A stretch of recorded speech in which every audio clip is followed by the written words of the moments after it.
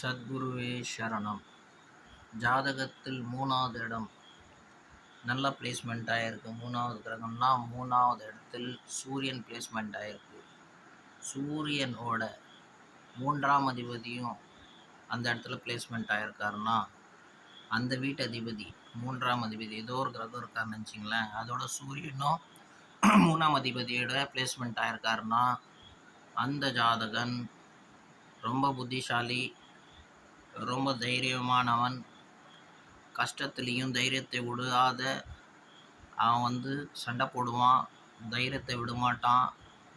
நல்ல தைரியத்துங்களை எங்கெந்தெல்லாம் சேர்த்து வைக்கணுமோ சேர்த்து வச்சு மன தைரியத்தை திருப்பி பராக்கிரமத்தில் இறங்குவான்.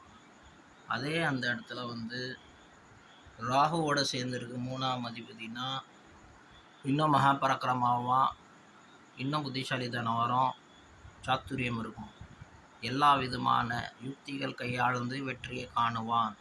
இந்த மாதிரி 3ஆம் அதிபதி கூட சேர்ந்திருந்து பல நன்மைகள் பெற்று தம்பியோடு சேர்ந்து எல்லா சுகத்தையும் அனுபவிப்பான். தம்பியோடு சேர்ந்து பிஸ்னஸும் பண்ணுவான், நல்லா உயரத்தை அடைவான். இது உண்மையான விஷயம். வாழ்க்கை சத்தியம்.